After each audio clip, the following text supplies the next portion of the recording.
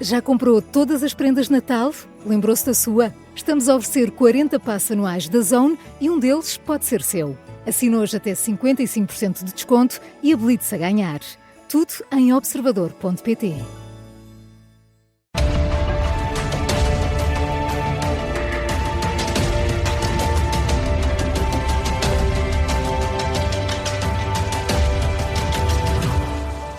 Olá, bem-vindos a este Sob Escuta. Temos connosco José Miguel Júdice, figura incontornável da direita portuguesa, com décadas ligadas à política e à advocacia. Bem-vindo. Muito obrigado, Miguel, pelo convite. Deixe-me começar por uma pergunta mais pessoal. Em novembro de 2024, quase 6 anos depois, deixou o espaço documentário que mantinha na SIC. Porquê é que decidiu fazê-lo naquela altura? Eu disse-o depois, poucos dias depois, porque estava farto e porque estava cansado. Aliás, esta entrevista provavelmente é a última entrevista que vou dar sobre temas políticos e desse tipo, não é? Portanto, porque realmente estou farto e estou cansado.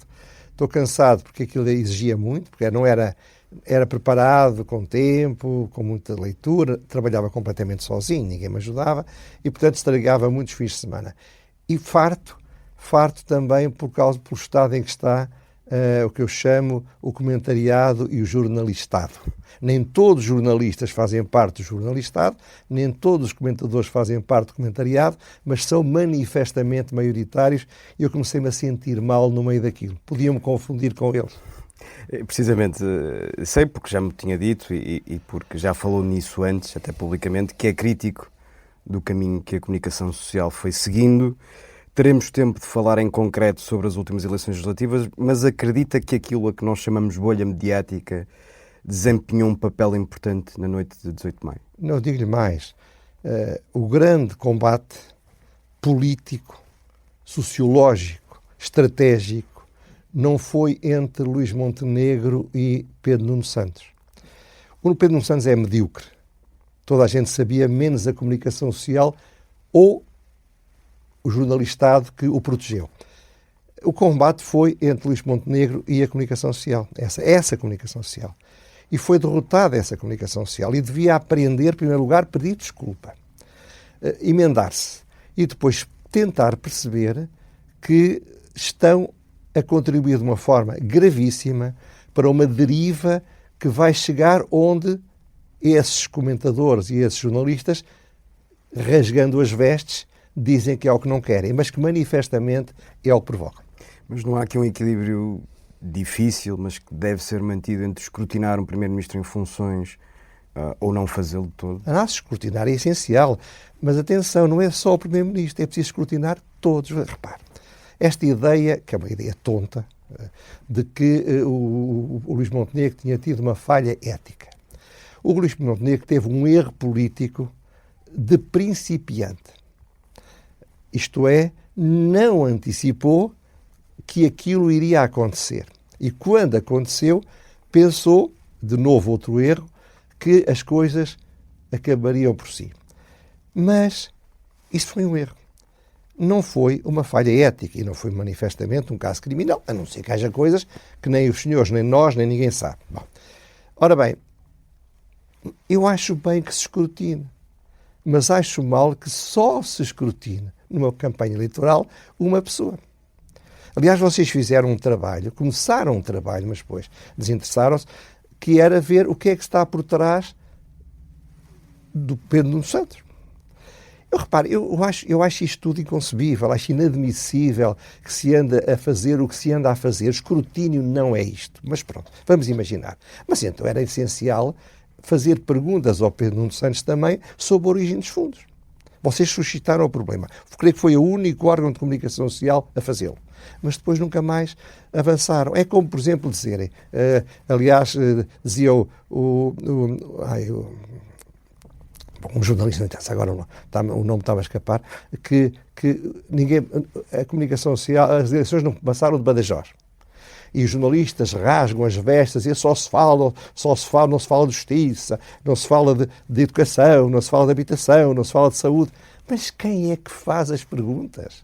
O que é, algum jornal ou alguma televisão é obrigada a cobrir o Pedro Nuno Santos a andar de moto, o Luís Montenegro a atirar-se para o chão a jogar a voleibol e todos os outros disparates que vocês, sobretudo as televisões, nos dão?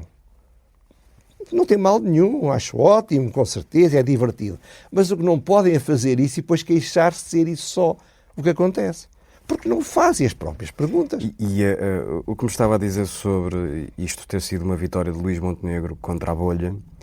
Não é contra a bolha, é contra o jornalistado e contra o comentariado.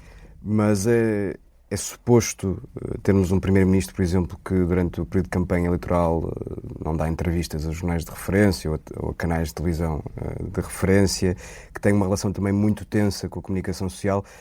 Não está também Luís Montenegro a alimentar essa hostilidade para com os médias? A pergunta que deve ser feita pelos jornalistas é porque é que ele faz isso. Ele faz isso porque é tonto, ele faz isso porque é estúpido. Os jornalistas têm má fama. Ele faz isso porque acha que isso é bom politicamente para ele. E quando a comunicação social não percebe isso, não está a perceber coisa nenhuma. A comunicação social irrita-se e reage como meninos mimados.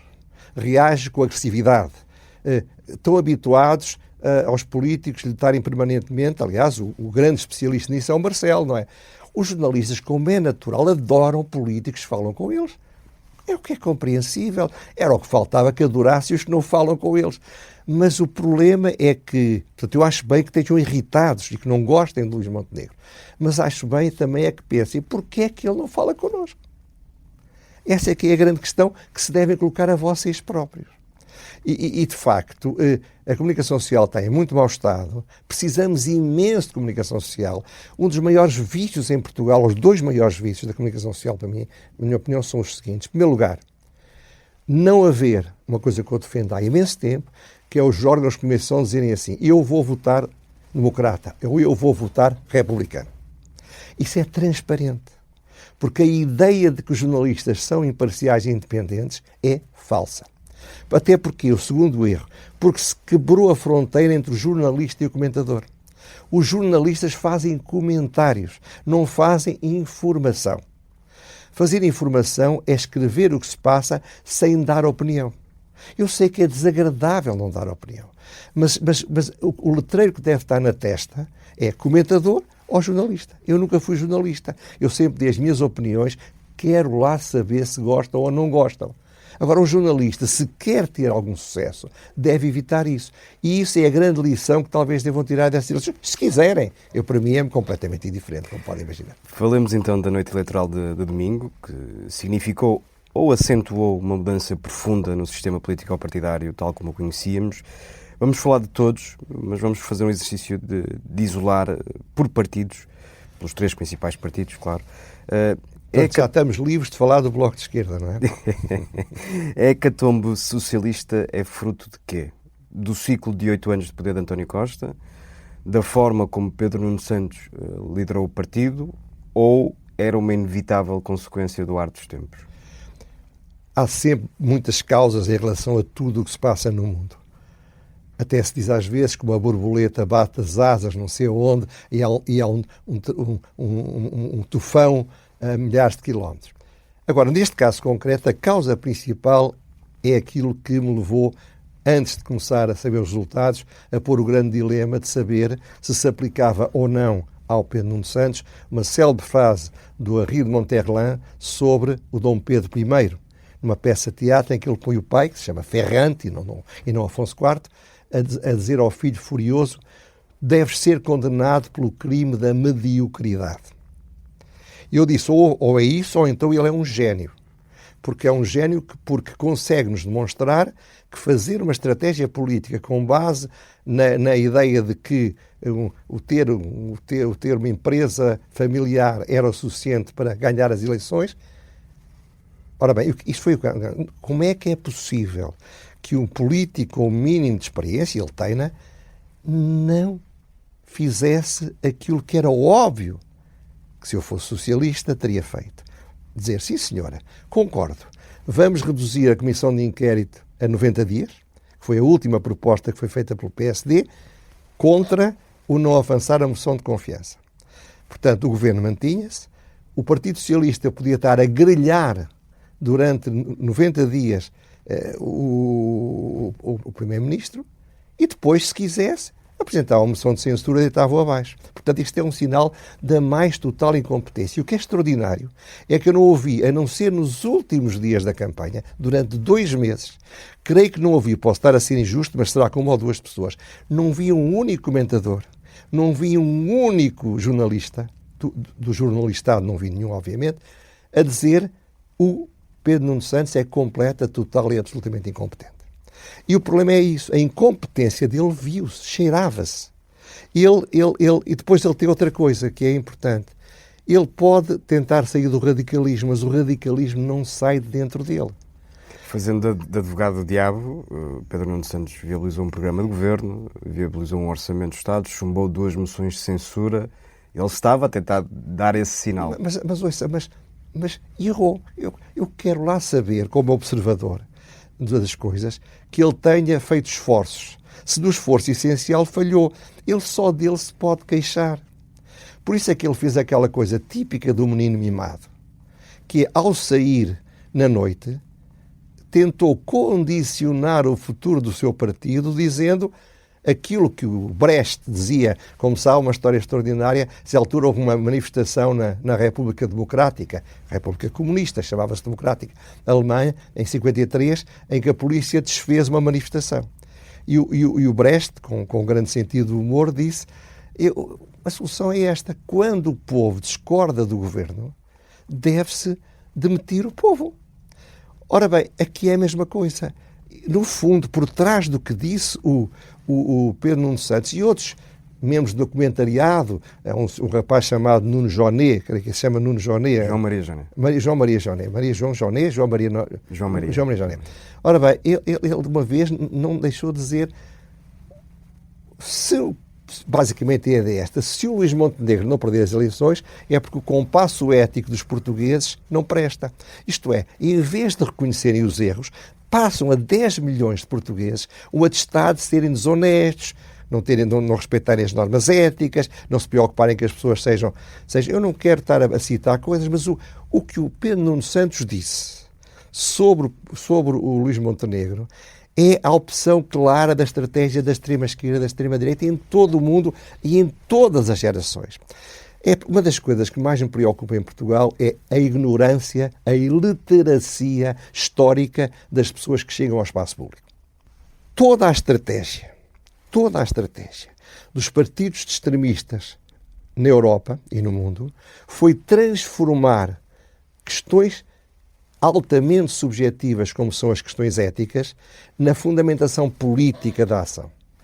Quando os partidos mainstream, quando os partidos moderados optam por essa estratégia, neste caso, quando o Partido Socialista aderiu à estratégia do livre, nessa altura, o que eles fazem é, obviamente, fazer o jogo todo dos extremistas, o jogo dos radicais. A política e a ética são categorias diferentes. Eu estava, por acaso, a ler um livro, uma grande biografia sobre o Nixon. Quando vi o Sr. Tavares, doutor, como é que ele se chama? Rui Tavares, a propor o que seria, no fundo, o impeachment do Luís Montenegro. Mas é preciso ter um bocadinho de contexto. O que é que reservariam para o Nixon? Veja outro exemplo. O Sr. Trump reuniu num banquete de agregação de fundos, ou não sei de quê, os grandes especialistas da criptomoedas, em que um deles é o tipo que controla uma criptomoeda da família Trump. O que é que reservam para o Trump os que acham que ter uma empresa familiar a fazer umas consultorias ou não sei o quê é motivo para provocar uma crise eleitoral? Essa é que é a grande questão. As coisas têm de ter contento. E repare, por isso é que eu sinto, curiosamente eu diria mesmo, eu sei que não foi porque posso dizer através da minha filha, soube que ele ficou destroçado quando isto aconteceu, o Luís Montenegro. Mas se eu não soubesse isso, e acredito que a minha filha soube interpretá-lo, eu diria que ele tinha montado isto tudo de propósito. Isto é tão estúpido, Miguel, é tão estúpido, foi tão útil para o Luís Montenegro, que quase penso que foi de propósito. Aliás, uma jornalista que eu muito estimo, e que eu acho de grande qualidade e que eu não incluo no jornalistado, que é a Ângela Silva, fez esta pergunta que tem o ar do tempo. Se o Luís Montenegro não tivesse o problema da Spinum Viva, provavelmente teria tido a maioria absoluta. Mas espera aí, não teria tido eleições. Não teria tido eleições. E se isso é verdade, então ele a seguir ganha por maioria absoluta da próxima vez que tiver a oportunidade. O que eu não percebo é que pessoas que eram manifestamente contra o Luís Montenegro não tivessem percebido que estavam a fazer-lhe completamente o jogo. Ouça, eu estou a falar isto independentemente, eu quero lá saber o que é que fazem ou deixam de fazer, mas uma das coisas que me leva a estar farto é a total, absoluta falta de qualidade que sinto de cada vez que abro a televisão ou leio um jornal. Eu perguntava-lhe por António Costa e pelo ar dos tempos, porque isto que aconteceu ao Partido Socialista, independentemente da liderança de Pedro Nuno Santos ou não, tem acontecido por essa Europa fora. E perguntava-lhe por António Costa se não foi aquele ciclo de 8 anos de, podemos dizer, irreformismo, também um fator decisivo no resultado do Partido Socialista. Eu dizia na altura, e não era uma crítica, que o António Costa era o oportunista mor do reino. O que é uma qualidade, mas sozinha torna-se um defeito. Não é só o problema de ele ter desinteressado completamente de montar uma estratégia de mudança quando teve maioria absoluta. O desinteresse era tanto que ele, em vez de aproveitar esse momento para fazer um novo governo, manteve praticamente o governo que vinha atrás. Pior do que isso, ele teve uma estratégia que já fez mal à esquerda noutros países, por isso a iliteracia também é dos políticos, que é pensar assim: se eu der fogo nas asas ou nas velas de um partido radical de direita, eu a seguir vou manter-me permanentemente no poder. Era a tal mexicanização do regime. Porquê? Porque exatamente a extrema-direita vai comer a direita moderada. Foi uma estratégia deliberada do Partido Socialista e que depois foi continuada com enorme alegria pelo Pedro Nuno Santos. É claro que é a estratégia da extrema-esquerda. A estratégia de quanto pior, melhor. Havia no tempo, há muitos anos, havia 2 jornais. Um era o Diário, que era um jornal comunista, outro era um Dia, que era um jornal muito, muito de direita. E eu dizia sinceramente o seguinte: os comunistas só deviam ler o Dia. E os fascistas, os extremistas de direita, só deviam ler o Diário. Porque esses jornais é que lhes dão alegrias. Para o Dia, o comunismo estava a mandar no mundo. Para o Diário, o fascismo estava a mandar no mundo. Isso é normal nos radicais e nos extremistas. Agora, que os partidos moderados entrem nisso, é que eu não consigo entender. Portanto, sim, esse foi um fator. Outro fator foi, claramente, o azar. O azar. Há épocas que correm melhor, outras correm pior. Outras foi o burrice. Isto é, o Partido Socialista tornou-se arrogante. Tornou-se, como aliás o cavaquismo se tornou. Ouça, as pessoas não leem, mas se fossem ler, eu fui um crítico permanente do cavaquismo, apesar de apoiar o Cavaco. Porquê? Porque tudo o que veio a acontecer a seguir estava como aquele ovo do famoso filme, estava no cavaquismo. Portanto, o Cavaco também tentou fazer isso. O Cavaco não falava com o Partido Socialista, falava com as confederações sindicais e dava força, não o Cavaco, mas os cavaquistas, ao Partido Comunista. A mesma ideia. E contra isso eu provo o que não penso assim. Em 1986, como se lembra, a segunda volta foi entre Mário Soares e Freitas do Amaral. E antes da primeira volta eu era apoiante de Freitas do Amaral, escrevi o seguinte: nem toda a gente gostou. Eu prefiro que o Freitas do Amaral perca na segunda volta com o Soares do que ganhe ou Zenha ou a Maria de Lourdes Pita Silva. Eu vejo a política dessa maneira. E os moderados devem ver a política dessa maneira. E se você concordar comigo, ou não, tanto me faz, eu penso o seguinte: é que de facto o Partido Socialista fez o Muro de Berlim, eu disse isto vezes sem contas nas minhas crónicas, fez o Muro de Berlim entre o PS e o PSD, para com isso se provocar a derrocada de qualquer fronteira que eles exigiam, mas desejavam que quebrasse entre o PSD e o Chega. E acabou no prato. E acabou a pagar o preço. Os portugueses não são parvos. A democracia tem uma natureza de sabedoria popular média. Evita grandes problemas e resolve outros. A derrota do Pedro Nuno Santos foi uma derrota de uma estratégia. Foi uma derrota da radicalização do Partido Socialista. Ouça, a falta de coragem não é só nos meios de comunicação social, é também nos políticos. Se eu publicasse um livro com tudo o que os meus amigos e conhecidos do Partido Socialista disseram do Pedro Nuno Santos antes e depois de ele ser secretário-geral, o livro tinha 200 ou 300 páginas só com citações. Agora, não havia uma pessoa no Partido Socialista que fosse capaz de dizer o rei vai nu. Uma das coisas que salvou o PSD, sabe o que é que foi? Quando havia o Bloco Central, houve um bando de miúdos que resolveram dizer alto o que pensavam baixo. Nós achamos que o Bloco Central é uma má solução. Quando o Bloco Central fracassou, havia dentro do PSD uma elite de pessoas estruturadas, que tinham um pensamento estruturado também para o novo tempo. Não há no Partido Socialista ninguém para esse novo tempo, porque todos os que pensariam, todos os que poderiam ser novas esperanças do Partido Socialista, optaram por ficar calados. Creio que só Fernando Medina, que quando a moção de confiança foi chumbada, assinou uma declaração de voto. Mas a coragem que ele devia ter feito, e seria o dia dele, era ele dizer: eu vou votar contra a moção de confiança, vou-me abster na moção de confiança, porque isto vai dar aquilo. Ele sabia. Lá ver, eu tenho uma vez uma grande professora de Direito, dizia, e não era uma crítica a mim, dizia que eu tinha a inteligência do óbvio. E eu gostei muito de ouvir isso. Porque acho que é aquilo que eu tenho. O que é a inteligência do óbvio? É a capacidade de dizer, mas o rei vai nu. É preciso muita inteligência e muita coragem para dizer que o rei vai nu. E ninguém no Partido Socialista disse isso. Alguns setores da ala moderada, não vou dizer nomes, foram apoiar entusiasticamente o Pedro Nuno Santos. Entusiasticamente, entre aspas. Porque a tese era esta: ele vai ganhar. Se nós estivermos ao lado dele desde o primeiro momento, talvez possamos moderá-lo. Está a pensar em Álvaro Beleza, não estou a pensar em ninguém, nem estou a dizer, não estou a denunciar ninguém, estou apenas a dizer uma cultura.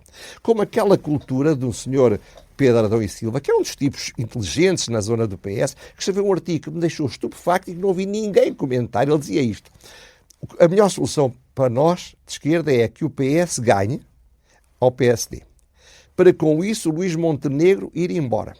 E vir o novo líder do PSD que faz um acordo com o Chega e depois a seguir nós ganhamos. Isto foi escrito. Ora, isto foi escrito, isto é uma estratégia. É uma estratégia que outros não disseram, mas pensavam. Não vi um comentariadista, um membro do comentariado ou um membro do jornalistado a dizer, mas o que é isto? Isto é a hipocrisia, o cinismo e o contrário de tudo o que afirmam publicamente, mas que desejam. A ideia de fazer um acordo entre o PSD e o Chega é uma ideia que a esquerda, contra as evidências, ainda agora uma jornalista, que eu não reputo de enorme qualidade, peço desculpa, chamada Leonete Botelho, disse isto. O Hugo Soares disse o seguinte: nós não vamos pôr o Chega no governo, nem vamos fazer nenhum acordo de incidência parlamentar. Como é que ela descreveu aquela entrevista? E o título dizia: PSD só recusa o Chega no governo. Ora bem, isto ou é incompetência ou é má-fé. Porque ele tinha dito exatamente o contrário. Porquê? Vamos ver, o acordo de incidência parlamentar é uma coisa. O fazer acordos pontuais, o chegar a acordo daquilo em que estão de acordo, é outra. O que o PSD sempre disse, e o Luís Montenegro, é que nunca faria um acordo de incidência parlamentar com o Chega e nunca faria um acordo do governo com o Chega. Aliás, na última legislatura, quem se auto-excluiu foi André Ventura. Mas pronto, mas nunca faria um acordo de incidência parlamentar. Auto-excluiu no sentido das negociações claro, pontuais. Mas, portanto, o que eu quero dizer é que porque é que, passado um ano, um homem a dizer isto todos os dias, ainda se vê em jornalistas, daqueles que andam a correr, não sei se são pagos à frase, que se conseguem uma resposta e ganham mais 5 euros, a apanhar as pessoas, mas o não é não, ainda é não. Mas que é isto? Mas isto é jornalismo. Mas falamos de Luís Montenegro, que é o inequívoco vencedor. Você é que faz as perguntas, não sou eu. É o inequívoco vencedor das eleições, mas num ano em que distribuiu um generoso excedente que tinha herdado e em que apagou os principais focos de contestação, não foi além de um crescimento de 85 mil votos face às últimas eleições legislativas. Mas eu não sei se foi 85 mil, já li 140 mil, mas foram poucos, não faço ideia. Sim, confesso que li este número, não tenho a certeza agora. Pois, mas isso devia ter, você é que tem de ter esse rigor, não eu. Eu vi que eram 140 mil, aliás, o que foi até no Observador, que o PSD tinha aumentado 150 mil e o Chega... 10 pontos percentuais. Como é que ele chama? O LIVRE tinha aumentado 50 mil e o Chega tinha aumentado 230 mil ou 240 mil. Ainda assim... Seja o que for, é pouco. Não é um crescimento demasiado curto. A ver... Sobretudo porque não se antecipa um ano ou um ciclo tão positivo como o anterior. E eu respondo o seguinte. Uma das coisas também que muito me espantou foi dizer-se, depois das eleições, ficou tudo na mesma. A única coisa politicamente importante era a seguinte. Será que a AD fica com mais deputados? A AD e o IEL fica com mais deputados que toda a esquerda ou fica com menos deputados que toda a esquerda, que era o que tinha? A grande questão, a única questão política era esta, que estava em jogo nessas eleições. Ora bem, o resultado foi o seguinte. A AD, eu diria mesmo, o PSD sozinho, ficou com mais deputados do que toda a esquerda e mais toda a esquerda e também o Iniciativa Liberal. Ora, se isto não é uma grande vitória, eu não sei o que é uma grande vitória. Mas eu não fujo à sua pergunta. Ele cresceu pouco. Vamos ver. Em termos, de novo, a literacia histórica. Uma situação de tripolarização, que é aquela que vivemos há um ano. Eu tenho agora visto algumas pessoas a dizer, agora há tripolarização. Você sabe que eu mandei-lhe o texto no dia 12 de março. Portanto, 2 dias depois da eleição. Ou um dia depois da eleição, já não me lembro. Eu dei as conclusões da eleição de 24 e disse, primeira é a tripolarização. Acabou a bipolarização. Aliás, eu andava há uns meses a defender que já não sou favorável à bipolarização. Que fui talvez o fundador intelectual em 78. A nível de Portugal, claro. Ora bem, o que acontece? Numa situação de tripolarização, o Partido Central dificilmente tem mais do que o suficiente para ser um partido inevitável de governo. O Partido Central, na tripolarização, só governa porque não há alternativa a esse mesmo governo. E, portanto, a circunstância de ter mais 140 mil votos, ou 150, ou mais 300 mil, ou mais 40 mil, é politicamente irrelevante. Agora, dir-me a você, ele distribuiu muita coisa. Não, é curioso, porque eu acho que o Luís Montenegro não podia adivinhar a estupidez do Partido Socialista e do comentariado e do jornalistado, porque não tenha dúvida, o Partido Socialista foi atrás do jornalistado e do comentariado, porque no princípio o Partido Socialista não se queria meter nisso. Ora, ele não podia prever isso, portanto ele não achava que ia haver eleições aqui... Aliás, deixe-me só anotar que o primeiro a ter a ideia da Comissão Parlamentar de Inquérito foi o Chega e o Partido Socialista era contra. Exatamente, era inteligente. Depois perdeu a inteligência porque não resistiu à pressão do comentariado e do jornalistado, aquilo que vocês chamam a bolha mediática. Mas é injusta para muitos jornalistas e muitos comentadores que fazem parte da bolha, mas não são assim. Bom, seja como for. E reconheço que você é um deles, não lhe teria dado a entrevista, isto com toda a franqueza. Aliás, uma outra que me pediu, já falei dela, a Ângela, para o Expresso, eu disse, olha, Ângela, muito obrigado, não dou, porque já vou dar uma e não dou mais nenhuma. Portanto, mas para lhe dizer o quê? Voltando ao tema, o Montenegro não podia imaginar que ia haver isto. Portanto, ele vai fazer como todos os políticos, ele achava que as eleições iam ter lugar em junho de 2026. Eu não faço ideia, nunca falei com o Luís Montenegro desde que ele foi, cumprimentei-o na posse. Mas nunca mais falei com ele, nem por telefone, nem por mensagens, nem por coisa nenhuma. Porque eu, quando fazia comentário, tinha esta qualidade, não falava com os políticos. Porque era a forma de poder malhar-lhes com muita felicidade e alegria. Porque senão, depois é chato. Então, a pessoa convida-me para o almoço e eu depois vou bater nele, nunca falei. Portanto, eu não sei o que é que ele pensava, mas eu tenho a certeza que ele tinha uma estratégia para distribuir o bodo aos pobres, como sempre se fez na política portuguesa e mundial, digamos, nos primeiros 6 meses de 2026. Não era agora. Isso seria uma estupidez fazê-lo. O que ele fez foi resolver problemas para montar uma estratégia de paz social. E fez bem. Fez bem. Portanto, Ele distribuiu, com certeza que distribuiu. Mas vai continuar a distribuir, porque é o que ele tem para fazer para ganhar eleições. Mas a minha pergunta ia nesse sentido. Essa estratégia, que não é um exclusivo de Luís Montenegro, permitirá que no futuro não continuemos todos neste ciclo de frustrações? As frustrações levam a inconseguimentos e a ressentimentos? Miguel, sim e não. Porque, repara, o problema é este. Tudo o que você dá às pessoas é insuficiente. É insuficiente. Eu não era grande amigo do Nuno Brederó de Santos. E quando o Cavaco Silva fez um aumento da função pública, que eu critiquei ferozmente, não direi, mas duramente, antes das eleições do Parlamento Europeu, e fez isso sem aproveitar para fazer uma reforma da administração pública e sem exigir mais. Ora bem, eu estava a falar com o Nuno Brederó e eu estava-lhe a dizer, isto é um erro político. Porque no dia em que ele der isto e as pessoas receberem, no dia seguinte passam a querer mais. E ele diz-me, tens toda a razão. A minha mulher trabalhava, não sei onde é que ela trabalhava, numa entidade pública. E veio de lá, foi bem aumentada, mas veio irritada porque acima dela alguém foi mais aumentado. A vida política funciona assim, portanto, sim. E não, porque é evidente que há que continuar a dar mais, porque o país precisa dar mais, e por isso é preciso reformas, totalmente de acordo. Mas só vai haver eleições, é o que eu acho, em 2029. Daqui a 4 anos. Daqui a 4 anos. Disse-o na noite eleitoral, e estou convencido que sim.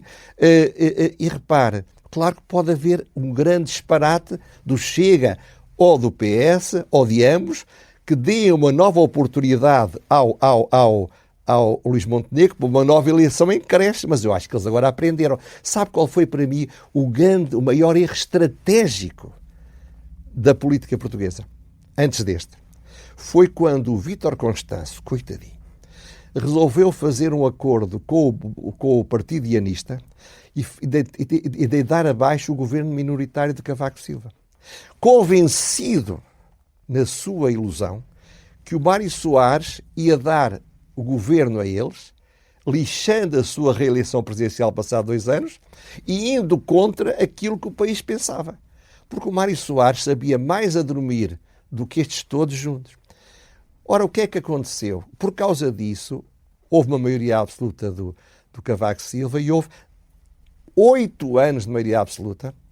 E se o Cavaco não tivesse cometido alguns erros, teria havido 10 anos seguidos de Presidente da República, que era a tese que o Marcelo dizia que ia acontecer, e por isso estava deprimido e ia se afastar da política, como se afastou na altura. Mas estava eu a dizer, esse erro histórico do Vítor Constâncio, que é um homem deslumbrantemente inteligente em coisas pequenas.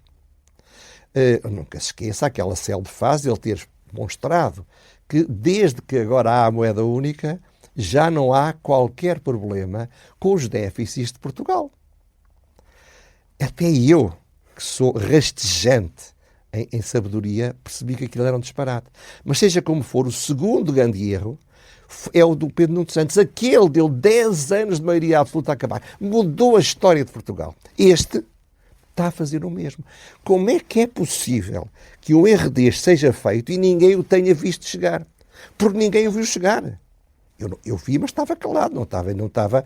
Aliás, embora eu não falasse, é muito curioso que nenhum jornalista, durante esse tempo, achou que valesse a pena telefonar-me a perguntar o que é que você acha disto. Nunca. E ainda bem, porque eu dizia que não respondia. Mas ninguém me telefonou. O que também diz alguma coisa. Ora bem, o que eu quero, porque eu tinha dito sobre tudo o que estou agora a dizer do Pedro Nuno Santos, eu disse antes dele ser, quando ele era ministro, depois dele ser ministro, antes de ele ser eleito e depois dele ser eleito. Quer dizer, isto que aconteceu ao Pedro Nuno Santos é uma coisa que para mim não me surpreende minimamente. Como não me surpreende que o Rui Tavares continua agora a dizer, nós estamos agora, a nossa grande luta já não sei o que era, fazer a revisão constitucional em 75%. Mas que já vi sinais de impotência menos evidentes. Falemos do Chega. Vamos falar do Chega. Como é que se explica que depois de um ano em que o partido de André Ventura se viu atolado em todo o tipo de escândalos e em que derrubou ou ajudou a derrubar um governo de centro-direita, consiga ainda assim crescer e transformar-se na segunda força política? Falávamos há pouco de história, também sabemos o que é que aconteceu ao PRD depois de ter ajudado a travar Cavaco Silva, e aqui a história não se repetiu. Repare, o que eu estou a dizer, o que eu quero dizer é o seguinte: se não me leva a mal, você tem de fazer esta pergunta, mas a pergunta é estúpida. Não leva nada a mal. Porquê? E porque você não acredita que a resposta seja outra do que aquela que eu vou dar. Por isso é que eu posso dizer, senão não diria, estava a ser desagradável consigo. Não. O problema é este. Na hora de votar, a questão de um deputado do Chega ter sido, aparentemente, segundo eu li nos jornais, apanhado em alguma coisa que seria provavelmente um caso de pedofilia, não sei se é, nem se não é, pode ser tudo falso, não faço ideia. Ou de um senhor ter sido apanhado a roubar malas, aparentemente, também não posso afirmar que é, porque eu não sei, não estudei o assunto. É razão para votar ou não votar num partido. Não é.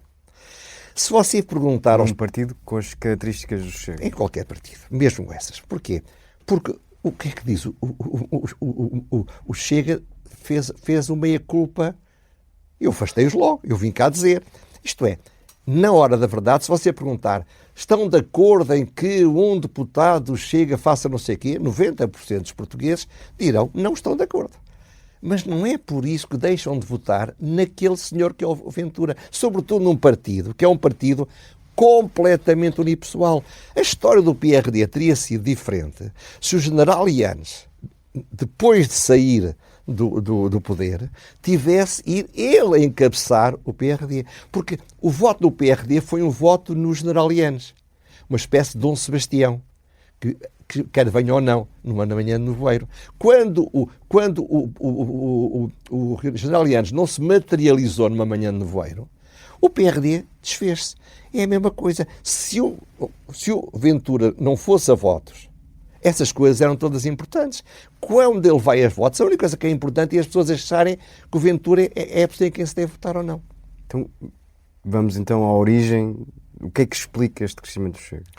De novo, muitas coisas. Tudo isto é multifactorial e eu não lhe vou perder muito do seu tempo a dizer coisas que são óbvias. Portanto, são muitos fatores. Mas eu diria que o principal fator da vitória que teve em 24 foi a estratégia do PS de tentar colar o PSD ao Chega. A normalização do Chega foi feita pelo PS. É ao contrário do que parece, mas foi, porque, repare, as pessoas que votam no PSD acham, e as pessoas moderadas, acham que o PSD não é um partido extremista, por mais que o digam. Eu vi quando o Cavaco foi eleito líder do PSD, vi na primeira fila um importante quadro do PSD aos gritos a chamar-lhe fascista. Portanto, lá ver, eu já vi muito, não vou escrever memórias. Como chamaram a Pedro Passos Coelho? Pois, portanto, o que eu quero dizer, mas isto era um dirigente de um quadro do PSD, não era um tipo de oposição. Portanto, quando se diz que o PSD se vai ligar ao Chega, uma parte substancial do país vê isto como, se calhar, não é má ideia. Segundo, porquê? Porque o fracasso da maioria absoluta, por um azar, não estou a dizer que não, aliás, para o António Costa foi ótimo que tivesse sido aquelas duas linhas, porque senão, evidentemente, ele tinha de se demitir no dia seguinte por causa da história das notas, que eu não sei se eram notas, podiam ser jogo monopólio, não faço ideia nenhuma, não conheço nada, não sei. Mas seja como for. O que eu quero dizer com isto é o seguinte, a primeira razão foi essa. E agora, foi a estratégia do Partido Socialista. Quando o Partido Socialista agarra a estratégia do Chega e diz exatamente o mesmo que o Chega diz, que o Primeiro-Ministro não tem idoneidade, que o Primeiro-Ministro não é sério, que o Primeiro-Ministro anda a ter avanças, coisas disparatadas ou falsas, que era o que o Chega diz. O Chega teve um ato de grande inteligência política, deixou de dizer, calou-se. Foi muito... Aliás, não vi ninguém comentar isso. No debate entre o Chega e o Luís Montenegro, ele não falou disto. E as pessoas, não falou, não sei o quê. Começaram com grandes teorias, mas a única teoria é esta. Ele não falou porque o PS está a falar por ele. É que isto entra pelos olhos de dentro, Miguel. Qualquer pessoa, mesmo um tipo com a inteligência rastejante que eu tenho, e tal inteligência do óbvio, vê isto. Porque é que ninguém viu? lembro-me algum comentador ou algum jornalista do jornalistado ou documentariado que tivesse disto. O Chega calou-se porque passou para ele a trabalhar, contratou para trabalhar, como avessa, provavelmente, o PS para fazer o jogo sujo. Alguém disse isso? Lembra-se? Não. Pois é. E chegados aqui, como é que Luís Montenegro consegue governar com um partido como o Chega do seu lado, em crescimento, e um Partido Socialista em francas dificuldades? Olha, sabe aquela história de alguém dizia como é que você consegue comer um leitão inteiro? E a resposta é à força de muito pão. O que eu quero dizer com isto? A situação de um partido minoritário no centro do espectro político é complicada. Mas é mais complicada se tiver uma das pontas. Como é óbvio. Ele tem de ser, em primeiro lugar, muito esperto. Eu acho que ele é esperto. Como sempre, o comentariado e o jornalistado menosprezou. Como já menosprezou o Cavaco, como menosprezou o Passos Coelho. Eu vi menosprezar essas pessoas, mas eu vi amigos meus. Amigos meus. Todos os meus amigos no PSD, quando eu perguntei, eu sei lá, como é que eu não conhecia o Passos Coelho? Como é que é este Passos Coelho? Epá, não presta para nada, não vai a lado nenhum, não vai conseguir nada. Diziam ele. Menosprezar as pessoas é um erro, mas seja como for. Em primeiro lugar, ele tem de ser esperto. Provocação. Marcelo Rebelo de Sousa também menosprezou Luís Montenegro. Claro, mas eu acho que o Marcelo Rebelo de Sousa tem um enorme defeito, que eu várias vezes disse. É a pessoa mais inteligente que eu conheci, ou talvez uma das duas na política portuguesa, a outra seria, ou foi o Adriano Moreira, mas como todas as pessoas deslumbrantemente inteligentes, faltam-lhe todas as características para interpretar a realidade. Portanto, e joga xadrez e está a jogar, por exemplo, ele faz as 30 jogadas políticas seguintes, mas pensa que todos os outros jogadores são grandes mestres como ele. Não, são muito incompetentes. Ele não põe incompetência na sua equação porque ele não é incompetente. Bom, ora, voltando ao tema. Portanto, ele tem de ser esperto, muito esperto. Depois tem de ser muito pragmático. Muito pragmático. Tem de não fazer aquilo que lhe estão a exigir. Agora, o livro já faz exigências, calcula-se. É um menino pequenino que tem, no fundo, teve 4%, ou não sei o que, dos votos, já faz exigências. Não deve aceitar nunca dizer eu só falo com o PS ou eu só falo com o Chega. Não. Se o Chega ou o PS não quiserem falar com ele, não falem. Ele tem de falar com todos. Era estúpido. Eu já defendia que ele devia falar assim em 12 de março do ano passado. Agora ia pensar o contrário. Ele agora está mais forte. Ele tem de falar com todos. Tem de ter uma estratégia e ir buscar os votos onde eles estejam. Ele deve ter um programa de mudança de país. Há algumas coisas que é preciso mudar. É quase impossível que o PS não concorde. Outras coisas que é preciso mudar. É quase impossível que o Chega não concorde. Ele deve pôr em cima da mesa, depois de negociação serena, ele deve ter alguém muito competente a negociar por ele. Não, em toda a política nunca é o líder que negocia. Alguém que negocie por ele, alguém que esteja permanentemente a falar com esta gente, ou até pessoas diferentes. Ora bem, portanto, ele deve negociar com todos e negociar tudo. Permanentemente. E deve apresentar coisas que os portugueses querem que sejam feitas. Como por exemplo? Poxa, não me queria agora, não me ponha agora como uma espécie de, digamos, assessor do Montenegro. Pergunto isto porque um dos temas, já no rescaldo das eleições legislativas, que gente que pensa a estratégia da AD foi notando, é a questão da imigração. Um exemplo. Podemos usar esse. Ora bem, os portugueses estão preocupados, ainda aliás, hoje vi no artigo, hoje estamos a falar, no Observador, aliás, o meu filho mais velho mandou-me, que é amigo do autor, e depois eu mandei para si, há bocadinho, e afinal tinha sido no Observador. Um português de origem indiana, que é um texto notabilíssimo, notabilíssimo, devia ser colado em todas as escolas portuguesas, colado nas portas de todos os grupos parlamentares da Assembleia da República, em todos os gabinetes ministeriais. E já agora, em todas as redações de todos os órgãos de comunicação social. Ele deve levar até ao fim uma estratégia para a imigração. Que os portugueses querem.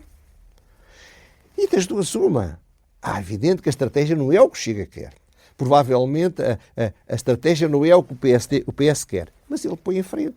E os partidos da esquerda e da direita devem perceber o seguinte. Vamos fazer acordos em coisas em que é melhor para nós do que era antes. Gostamos do que estamos a ver, embora não seja o que nós queremos. Ou não, se não querem, O governo paralisa e Luís Montenegro vai acumulando capital. Portanto, isso é uma das coisas que ele deve fazer. Terceiro, ele deve ter uma ousadia de ficar na história. Eu até agora não senti, o que é uma qualidade, que o Luís Montenegro esteja a perguntar a si mesmo: o que é que vão pensar de mim depois de eu morrer? Sabe que o mundo está cheio de malucos que acham que são Napoleões. Portanto, é saudável que os políticos não sejam isso. Mas alguma ousadia, algum sonho, alguma coisa a dizer. Eu digo assim: gostaria que os meus netos se lembrem de mim. Um político deve dizer: eu gostaria que os netos dos outros se lembrem de mim. Mas ora, isso é verdadeiramente premiado. Nós falávamos há pouco de António Costa. Acha que ele teve ou quis ter essa ousadia? Não. Mas acabou por ser premiado com uma maioria absoluta. Talvez. Não é um espelho do mas país estou a falar também. a pensar há 50 anos. Eu gostaria que o Luís Montenegro pusesse um delta na sua ação, que é: eu quero fazer coisas que são essenciais para serem feitas e que vão-me agradecer depois de eu já cá não estar. Isso é o que falta. Eu não o vejo fazer isso. Ele também não podia, ele não tinha condições mínimas, porque, repare, ele estava naquela situação que é a pior situação, que era: bastava que o Chega se abstivesse para que o PS pudesse bloquear tudo. Ora, isso acabou. Eles agora, se quiserem bloquear, têm de votar em conjunto. E votar em conjunto é cada vez mais complicado, porque no PS alguns aprenderam que não se brinca com o Chega. Andaram a brincar com o Chega este tempo todo. As votações em conjunto com o Chega, feitas pelo PS, é um dos fatores do sucesso do Chega. Como é óbvio, até pelos olhos dentro. Então, se o PS vota com o Chega, vota soluções que o Chega pode aceitar, afinal o Chega não é assim tão mau quanto isto. Bom, portanto, essa ideia de uma certa ousadia é importante, que são o que se chama, em regra, reformas. E, portanto, ele deve arriscar, já tem mais capital e deve pôr capital a render. Porquê é que eu chamava Tio Patinhas ao Marcelo Rebelo de Sousa? Eu sempre adorei o Tio Patinhas, era um personagem belíssimo. Mas qual era o problema do Tio Patinhas? O Tio Patinhas era o homem mais rico do mundo. E tinha um prédio, um arranha-céus, de 30 ou 40 andares, cheio de moedas de ouro. E ele nadava nas moedas de ouro. Isto é, ele tinha talentos, moedas de ouro, e não os punha a render. O Marcelo não pôs a render nenhum dos seus talentos. E, portanto, não vai ficar na história. Tinha tudo para ficar na história. E eu acho que o Marcelo queria ficar na história. O Marcelo tem o complexo do bom aluno, que é uma coisa que eu não cheguei. Eu fui sempre o segundo melhor, que já é menos exigente. Mas o número 1 é uma pessoa que, obviamente, não aceita o falhanço, não aceita o erro. E que, obviamente, quer e considera-se perfeito. E tem razão para se considerar perfeito. Portanto, o Montenegro tem de ousar um bocadinho mais, tem de ser um bocadinho menos conservador. Mas tem de gerir ao dia. Tem de gerir com um tacticismo absoluto.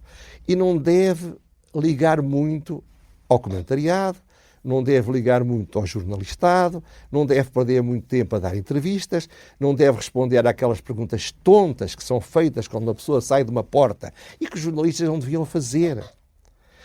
Destrói a credibilidade dos próprios jornalistas. São perguntas feitas muitas vezes por pessoas sem competência, sem preparação e sem experiência. Mas, sobretudo, não é assim que se devem pôr os políticos a falar. Ora, seja como for, ele deve negociar com toda a gente e não ceder às exigências de ninguém. Vai conseguir ou não vai, não sei. Mas a grande força dele é que não é possível nenhum, se o PSD continuar a ser o partido central, o grande sonho do Mário Soares, que não o conseguiu levar à frente. O grande sonho do Partido Socialista. O Partido Socialista tinha tudo para ser o Partido Central. Porquê? Porque a gente esquece disso. Mas o radicalismo estava à esquerda. Até 1980 e tal, a esquerda do PS tinha 21%, 20%. Não era muito menos do que tem agora. Claro que agora é maior. Agora, sabe qual é? Não vi nenhum jornal dizer isto. Nem nenhuma televisão. Sabe qual é a percentagem de voto em partidos radicais e extremistas, que eu distingo, como sabe, radicalismo de esquerda e de direita e extremismo de esquerda e de direita. Sabe, você se calhar não sabe, é quase 34%.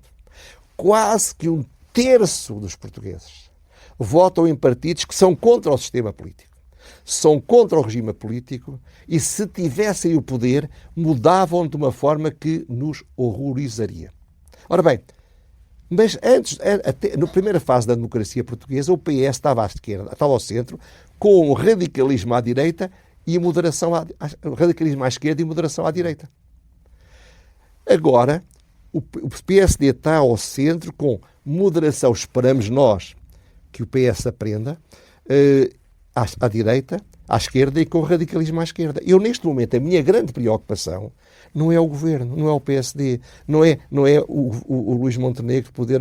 Porque se o Luís Montenegro falhar e o PS transformar num partido moderado, eu estou tranquilo, estou calmo, estou feliz. Olha, uma das razões, provavelmente, é a minha filha sair da política, que me daria alguma alegria. Mas, além disso, não porque ela não esteja a gostar muito, mas porque não é vida que um pai queira para o filho, não é?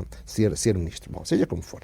O que eu queria dizer com isto é o seguinte: se o PS fizer uma moderação verdadeira, não é a treta da moderação, não é aquela coisa de dizer umas palavras, como fez o Pedro Nuno Santos, coitadinho, com enorme boa vontade, com enorme esforço, vai para o céu pelo esforço que fez, mas não vai para o poder. Mas era isso que queria perguntar. Nesta nova dinâmica parlamentar, como é que fica o Partido Socialista? É verdade que até agora não ouvimos ninguém no Partido Socialista a defender uma linha que não fosse de diálogo e de colaboração e com mesmo aqueles que há 15 dias diziam ao contrário. É verdade, mas não o país percebe essas coisas. Não se coloca sempre o dilema, ou seja, se o Partido Socialista se transformar num apoio ao governo, o papel de liderança da oposição não se reforça do lado do Chega. Não é sempre esse o dilema? Com todo o respeito, lhe digo o que disse há bocadinho. Eu sei que você não espera que eu dê a resposta que está implícita na sua pergunta. Está a fazer bem o seu papel. Mas isto é uma pergunta estúpida, objetivamente. Vamos lá ver. A política não funciona assim. Esta ideia de que, se o PS fizer aquilo que os portugueses querem que o PS faça, e com isso demonstrar que é um partido tão razoável, tão credível, tão de acordo em sintonia com o que os portugueses querem, que ajuda a que o governo, a que haja estabilidade governativa e que se façam mudanças que o país exige, é uma derrota para o futuro, é um disparate. A ideia de que o Chega a ficar sozinho na oposição provoca que ele a seguir venha a ser governo é outro disparate. A política não funciona assim. O PS pode apoiar o governo e sair desse apoio com um resultado vitorioso. Pode, desde que faça isso bem feito. Eu faço-lhe esta pergunta porque, E eu quero que fique muito claro, para mim, o que eu desejo é que, quando acabar o ciclo do PSD, comece o ciclo do PS. Eu faço-lhe esta pergunta com uma abordagem mais cínica da história. Não houve, como convém a um jornalista inteligente, um único líder da oposição que, tendo estado disponível para o diálogo, tenha vencido eleições. Marcelo Rebelo de Sousa, Rui Rio, Luís Marques Mendes antes de Rui Rio. Os partidos, por natureza, gostam de vencer eleições. Mas lá ver, mas você tem de olhar para os políticos de que está a falar. O Rui Rio era um caso de mediocridade política absoluta. Eu não gosto do Rui Rio, já o disse publicamente, digo isto apesar de não gostar dele. O Marcos Mendes é uma pessoa de quem eu gosto, mas digo o mesmo apesar de gostar dele. O Marcos Mendes não tem as qualidades necessárias para as funções a que deseja chegar. Desculpem dizer assim, mas é o que eu penso. O que eu quero dizer com isto é o seguinte: não use maus exemplos. Marcelo Rebelo de Sousa. Não, mas o Marcelo Rebelo de Sousa demonstrou-se que falhou como político. Ele ganhou sempre como analista político, comentador. Foi o melhor, mas de longe, quer dizer, eu tenho alguma mania que não sou totalmente bruto, mas digo com toda a franqueza, ele é o número 1. Sempre foi e nunca haverá número 1. É ele. Ele foi brilhantíssimo, o melhor aluno das universidades no meu tempo. Agora, não tem jeito para a política. Não tem jeito. Um político não negocia com os jornais. Um político não põe caixas nos jornais. O político não põe pessoas a dizer coisas para ver se acontecem outras para que ele faça as seguintes. Os grandes políticos portugueses, de um modo geral, ligaram muito pouco à comunicação social. Todos tiveram sucesso. E é bom que se percebam por isso. Porque isto é uma estrada com duas... E uma vez, um jornalista de esquerda muito conhecido, no tempo em que eu dava na Nova Esperança, convidou-me para almoçar, para jantar. E propôs-me um acordo. Assim, você dá-me caixas e eu promovo-o. E eu não era político, mas tinha, talvez, achava ele que eu tinha umas caixas. Claro que nunca lhe dei caixa nenhuma, nem ele nunca me promoveu, mas... E porquê é que eu falo disso? Porque isso é paradigmático. Porquê é que eu falei no João Maria Joné? Porquê é que eu falei na Leonete Botelho? Porque isso é paradigmático. E, portanto, quando um político começa a entrar em marmeladas com a comunicação social, perdeu as qualidades essenciais do político, que é ser respeitado mesmo quando odiado. Portanto, eu não estou a dizer que, por outro lado, a história nunca se repete. Às vezes parece que se repete. Se o líder do PS fizer um bom papel, se mostrar ao país que foi responsável, se criticar com serenidade, porque os portugueses não gostam da gritaria, vocês gostam.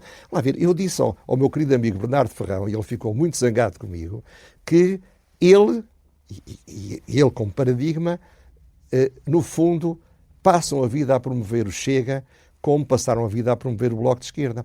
Por uma razão, não é para ele dizer, mas Miguel, você sabe que eu não sou... Não, claro que ele nunca votaria no Bloco de Esquerda ou no Chega, tenho a certeza.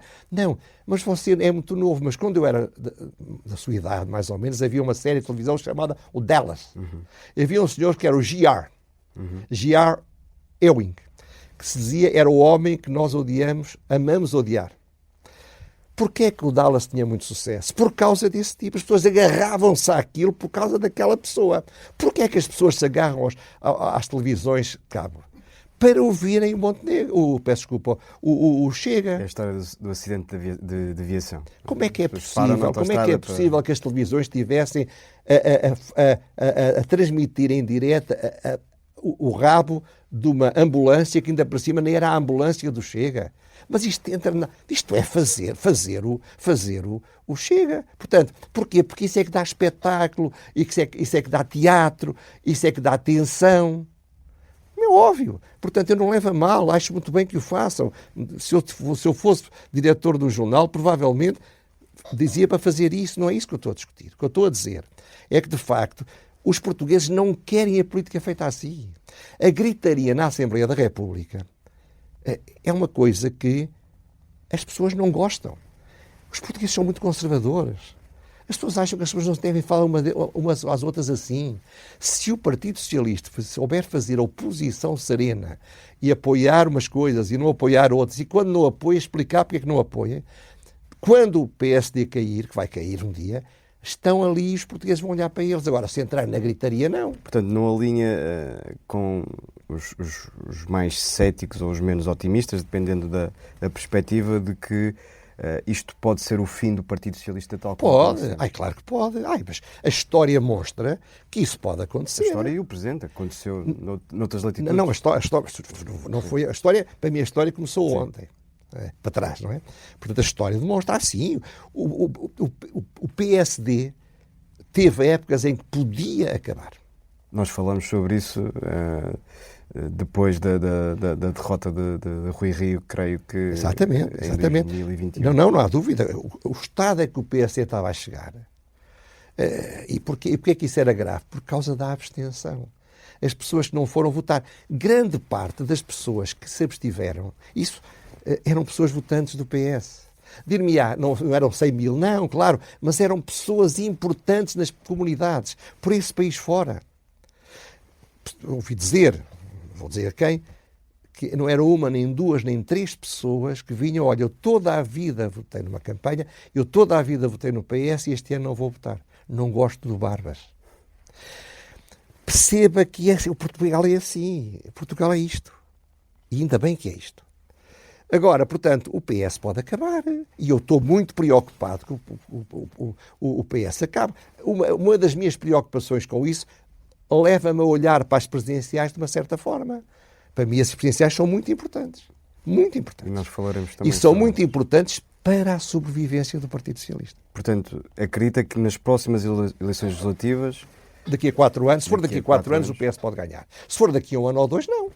mas então não serão discutidas entre Luís Montenegro e André Ventura? Não no aspecto formal, no aspecto formal São já discutidas serão. entre todos. São discutidas entre todos. Mas o que eu digo é que o PS pode ir dar o fracasso ou o não sucesso do partido do PSD. Um dia, pode ser daqui a 4, pode ser daqui a 8, mas um dia vai acontecer. Não se esqueça que o Cavaco foi para mim o melhor primeiro-ministro que Portugal teve. As pessoas não o podiam ver. Eu nunca me esqueço, depois da derrota do Fernando Nogueira, o Cavaco juntou 4 ou 5 pessoas para falar um bocadinho, por causa da campanha que ia. E estava o Drão Barroso, que me lembro, estava o Pinto Leite, estava eu, estava o Pacheco Pereira, estavam, não sei, 4 ou 5 pessoas. E eu lembro do Pacheco Pereira ter dito uma coisa, ele tem qualidades e defeitos, não é propriamente um santo da minha devoção, mas é um tipo muito capaz, e há 30 anos, como eu, era mais, eu agora também sou pior. E ele disse ao Dr. Cavaco, não se equivoque, ao Sr. Primeiro-Ministro, não se equivoque. Quem foi derrotado pelo Guterres não foi o Nogueira, foi você. E ele era anti-Nogueira. Portanto, as pessoas não podiam ver o Cavaco. Há de haver um dia que as pessoas já não possam ver o Montenegro. Nesse dia o PS deve estar preparado. Não antes. Não precipitadamente. Portanto, se o PS esperar o seu momento, fizer bem renovar os seus quadros, ir buscar pessoas à sociedade civil, ir buscar pessoas que... Olhe, uma coisa que devia ser feita. A generalidade. Qual é a profissão da generalidade dos deputados dos partidos? Advocacia. Não, mas espera aí. Muitos dos... A advocacia é o que as pessoas dizem. Sim. Mas aqueles que trabalham no Estado, o PS é um partido de gente que... Veja, o Pedro Santos nunca fez nada na vida, a não ser política. Não conhece o mundo. Há um artigo que saiu no Observador, um tipo que eu admiro muito, que é o arquiteto paisagista, que escreveu... Um dos problemas da política portuguesa é que os jornalistas portugueses não percebem o que é uma empresa. E ele estava 100% de razão. A iliteracia financeira na comunicação social é quase tão má como a iliteracia financeira nos políticos. E, portanto, o PS espera a sua altura e vai chegar lá. Agora, se começar a concorrer com o Chega na gritaria, não chega lá. E o Chega pode chegar lá? Pode, claro que pode. O Chega tem um dilema que eu, aliás, há muito tempo digo e disse-o agora na noite eleitoral. Simplificando, o Chega tem de optar entre ser um Salvini ou uma Meloni. Ele ficou com Salvini e teve a oportunidade de se aliar. Mas o estilo dele é o Salvini. O estilo dele... outro exemplo, a Marine Le Pen. A Marine Le Pen é com o Pedro Nuno Santos. Vão ambos ficar ofendidos ao dizer isto, mas são tão parecidos. Porque eles querem ser moderados, querem deixar de ser radicais, mas tudo o que dizem, mesmo dizer vou ali comprar um croissant, surge como um ato de grande radicalismo. Porque não sabem ser diferentes, está lá dentro deles. O Pedro Nuno Santos é um homem forte, um homem apessoado, um homem cheio de energia, tem 44 anos, está com a testosterona toda em alto nível e dá-lhe para a política. Portanto, e não muda, não vai mudar, não consegue. Repare, o que é que ele fez na noite eleitoral? Foi um momento de grande descarga de testosterona. O que ele fez é uma coisa enorme. Eu vou-me embora, estou farto disto. Já a primeira coisa, não aguento. Se pudesse ir já embora agora. Isto é, em vez de dizer, tenho muita pena, lamento, errei, falhei, fui incompetente. Não, vamos já embora, estou farto. O partido não me conhece, não me respeita, o país também não, vou-me embora. E depois diz... Mas termina com até breve. Exatamente, até breve, que não se enxerga. E depois diz assim, é um revolucionário. O Lenin dizia, é quando se perde apoio que se está a ganhar. É a mesma coisa, é a lógica do revolucionário. Eu sei tudo, eu tenho... Aquela senhora Mariana Mortágua não veio dizer a história que ela dá para explicar, em vez de dizer eu sou completamente incompetente. Os portugueses olham para mim e não gostam da minha cara. Não, ela diz, o fascismo e a extrema-direita deram cabo de nós. Mas o jornalistado e o comentariado sempre tratou a Mariana Mortágua como uma pessoa altamente respeitável. Eu sempre achei que ela era completa e totalmente infrequentável e incompetente, e sempre o disse. E as pessoas davam para mim com o ar ofendido. Não se pode dizer isto da Mariana Mortágua. O Francisco Louçã. Francisco Louçã agora já era o Papa da comunicação social portuguesa. Os jornalistas babavam-se de gozo quando faziam uma pergunta. Até saltou de paraquedas. Que é uma coisa de grande testosterona também. É velho, mas saltou de 5.000 metros, como o Bush também saltava. Não sei se tem alguma coisa em comum. Mas seja como for, ele foi candidatar-se em Braga e acho que baixou, não sei quanto é que teve, mas baixou o que tinha tido o Bloco de Esquerda. E as pessoas não aprendem com isso. A extrema-esquerda, a esquerda radical, em qual inclui o LIVRE, como é evidente, o LIVRE agora está a ser, a comunicação social está a trazê-lo para outra zona. Não é verdade. Quem comandou a estratégia que levou a esta derrota sobre a ética do Montenegro foi o LIVRE. E o PS foi atrás. Bom, veja como for. Eles tiveram ligeiramente mais percentagem de voto do que em 24, é curioso. Pouco menos. Mas aquilo distribuiu-se com ali tudo.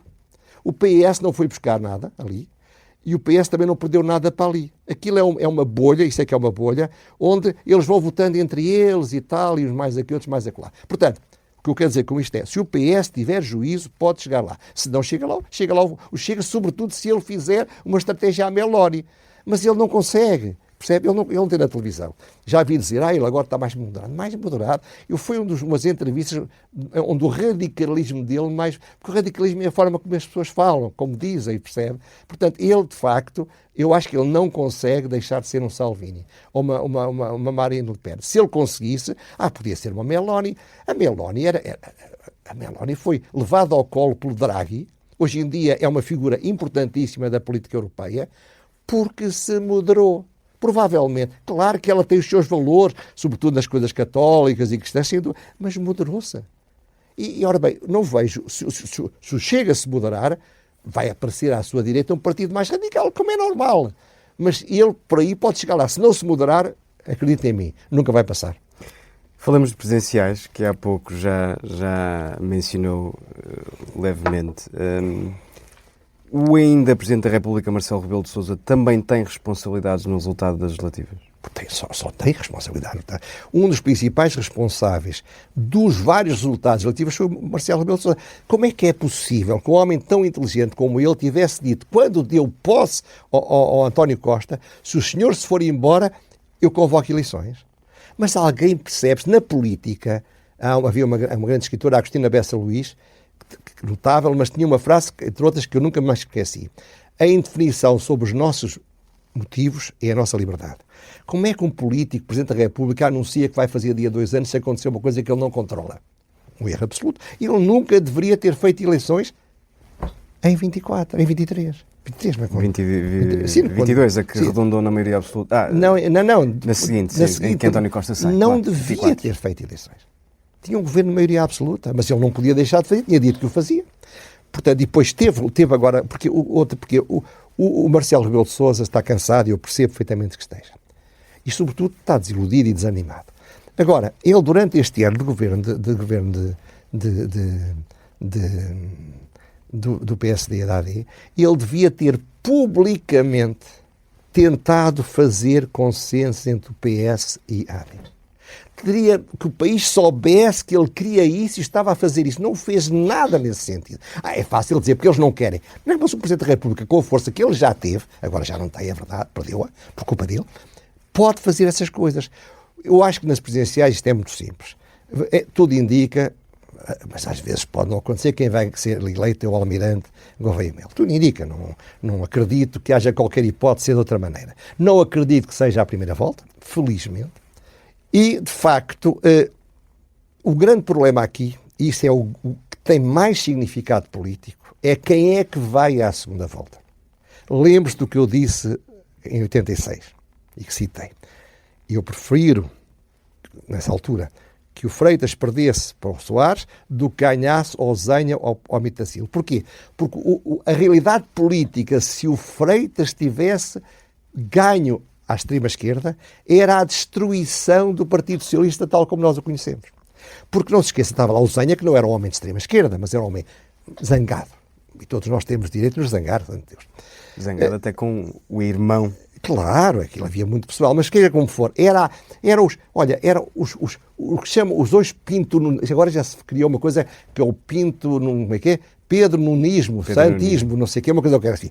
Os Nunismo que nasce ainda, Pedro Nuno era um claro, jovem, mas o Pedro Nunismo Santismo, naquela altura, era os zenhistas, eram os no PS, que eram radicais, eram mais radicais. Bom, portanto, eu hoje, o problema é isto, se o Gouveia Melo for eleito contra o Chega, for eleito contra o Marcos Mendes, ou for eleito contra, provavelmente, o Seguro, porque eu não acredito, depois de que o António Vitorino viu que ele se candidata, eu admito que ele nem se candidataria nunca, mas esteve à espera do resultado das eleições. Se o PS tivesse tido um resultado honrável, ele talvez arriscasse. E tinha o apoio do PS para isso. Portanto, estes três, um destes pode ir à segunda volta. O futuro da política portuguesa será diferente, consoante vá um outro ao outro. E por isso eu digo claramente, para mim, o que eu desejo é que a segunda volta seja entre o Almirante Gouveia Melo e o António José Seguro. Mas por isso ou porque também não acredita nas qualidades de Luís Marques Mendes? Eu não acredito nas qualidades de Luís Marques Mendes.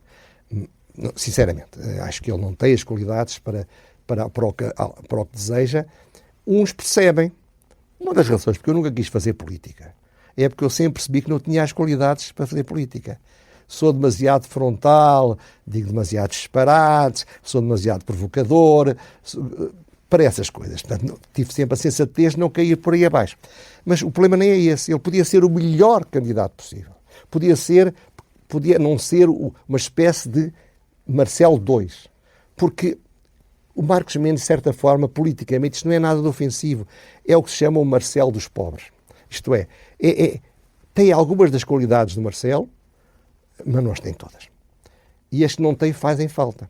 Portanto, ele é o sucessor de Marcelo. Se o Marcelo tivesse sido o que podia ter sido, o Marcos Mendes tinha condições para suceder. E assim não acredito. Mas seja como for. Eu estou só a falar de política e de sociologia política. Um dos elementos essenciais para que o PS se recupere e que o PS se transforme num partido moderado é que pague, é que a ida à segunda volta do moderado, e António José Seguro é, por definição, talvez o paradigma do membro do Partido Socialista mais moderado que eu conheci, porque foi moderado na altura em que os outros ainda não eram, não é? Portanto, e pagou o preço por isso. Pagou os preços, tudo. Portanto, o que eu estou a dizer é que eu ficaria muito mais contente do ponto de vista do sistema político que o Gouveia Melo, que eu acho que vai ganhar, derrotasse na segunda volta o candidato do PS. O candidato do PS no candidato. Aliás, isto passou-se uma vez, o Chico Gaspis, que era um grande amigo meu, telefonou-me e fomos almoçar, ele perguntou: pai, estou a pensar candidatar-me contra o Soares na segunda vez. Apoias-me? Eu disse: Chico, eu apoio-te, obviamente, mas eu nem estou na política. Agora, tu tens de perceber uma coisa, para que no PSD te apoie, em primeiro lugar, tu tens de candidatar-te. Isto é, primeiro tem de ser um ato digamos, tu antes de teres o apoio tens de ganhá-lo, não é? Primeiro tem de ser um ato solitário e depois tem de ser um ato solidário. Bom, e ele não se candidatou. E eu dizia: tu tens de candidato, tu vais perder com o Mário Soares, mas vais sair de lá com 35%, 40%. O Mário Soares desejava imensamente ter à direita um candidato tratável, equilibrado, razoável, que dava valor à sua própria eleição. Estamos a falar da segunda eleição. E ele não foi. Foi o Basílio Horta, hoje em dia socialista, mas que obviamente não foi o candidato que o Mário Soares gostaria, porque para tentar ganhar disse coisas que não estavam na alma dele e soa falso. O que ele chamou ao Soares.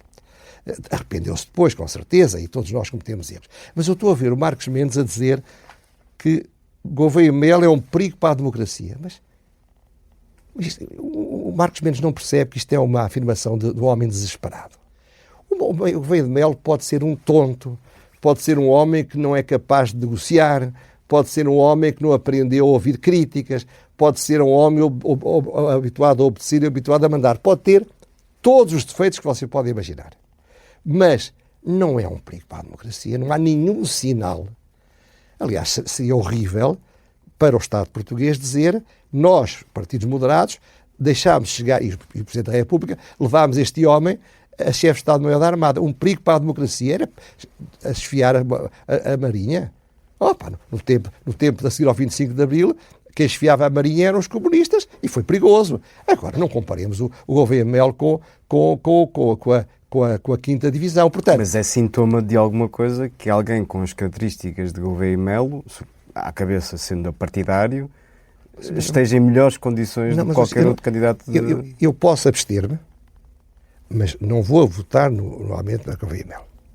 Pensei, ponderei, falei com ele, conheci-o, respeito, pareceu uma pessoa perfeitamente capaz, mas não vou votar nele. Bom, não interessa, sou apenas um voto.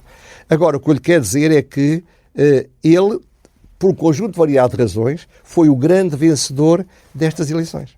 Há quem tenha uma tese contrária, era sempre. Isso que eu e a minha se calhar está errada. Queria perguntar, porque há quem considere este resultado do Chega como uma espécie de vacina contra futuros experimentalismos. No caso, Henrique Gouveia Melo seria um desses experimentalismos. Vê-se da Câmara, desculpe rir-me. Bom, não digo mais nada. Arranjem argumentos melhores. Portanto, eu acho que, de facto, o Gouveia Melo ganha porquê? Porque qual foi o sinal que foi dado ao país? O sinal que o país deu ao país, através das eleições, foi basicamente isto. Isto tem de mudar.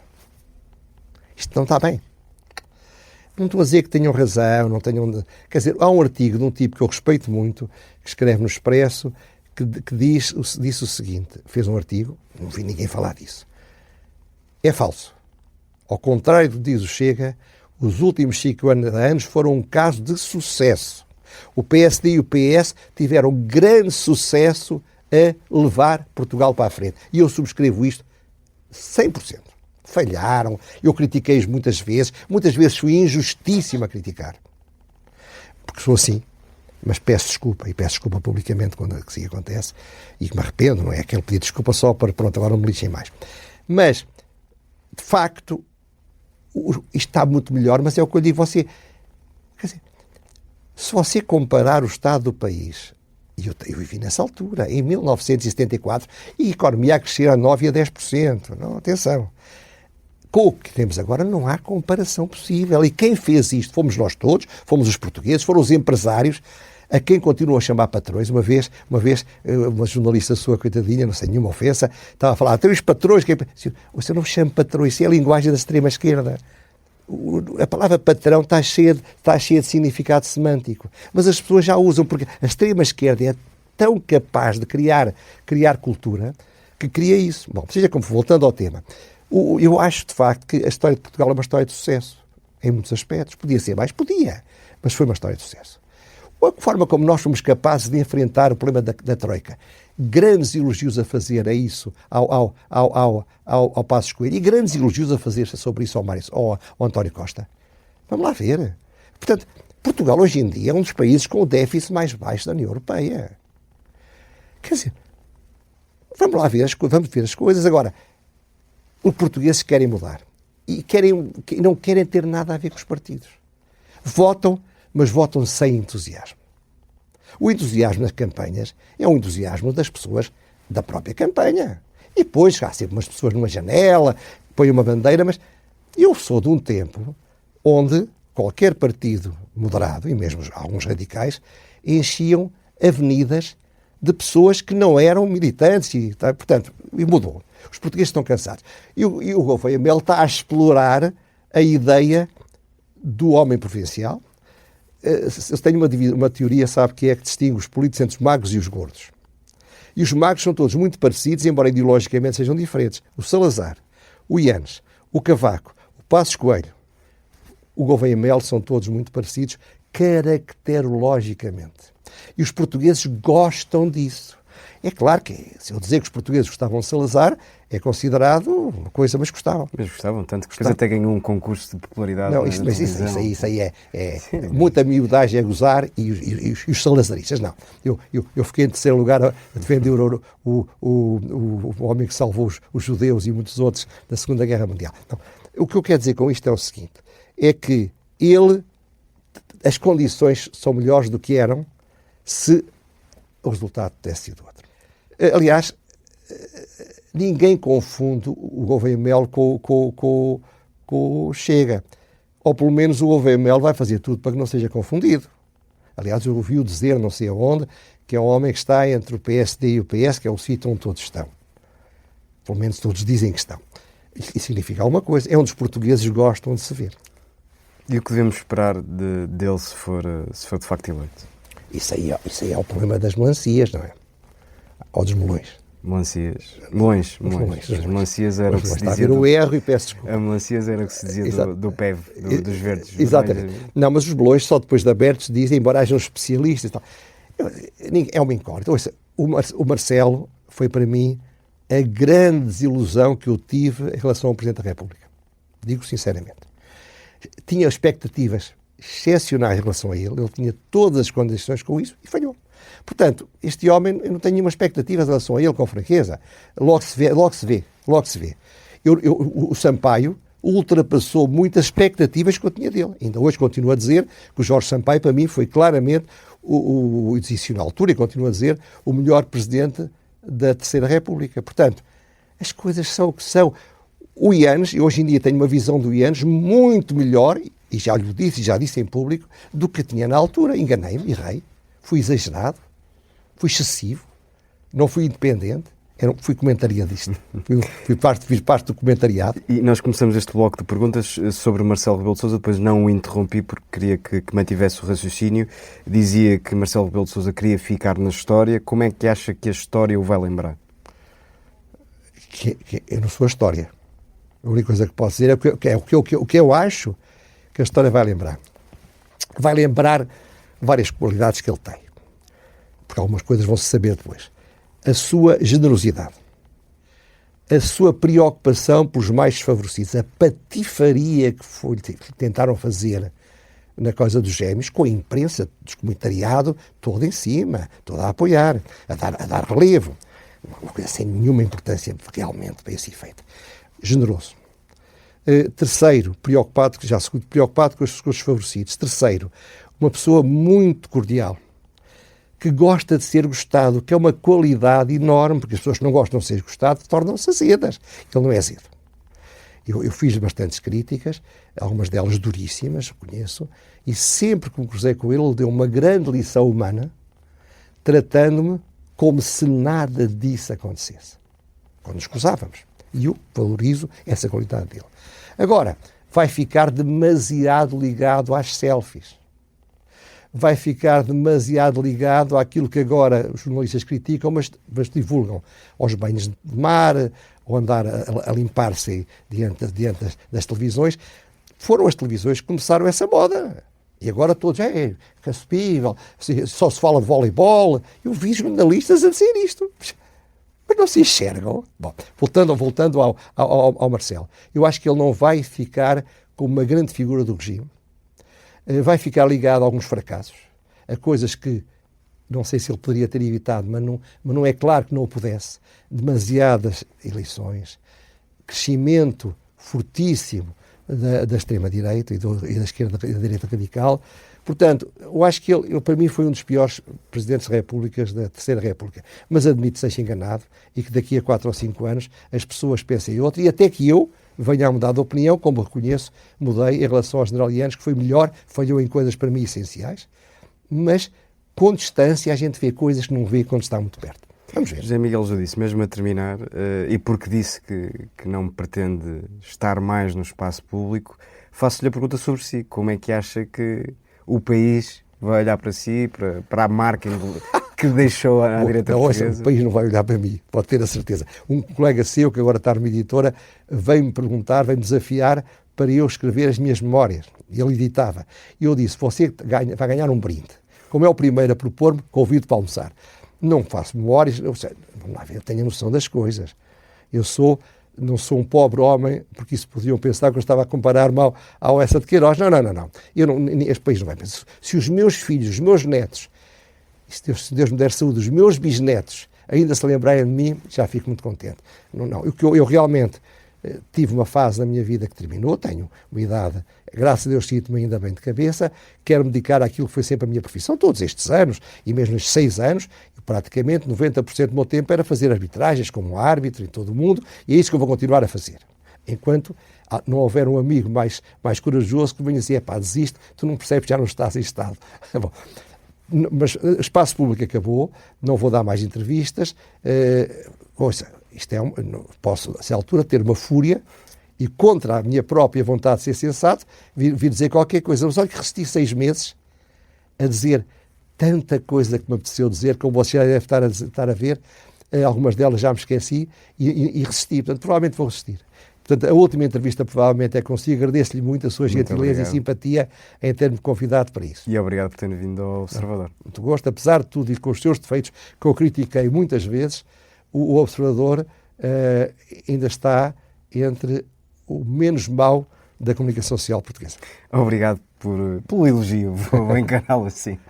E foi assim, chegamos ao fim deste Sob-Escuta. Tivemos connosco José Miguel Júdice. Pode ler esta entrevista no site do Observador e ouvi-la também nas plataformas habituais.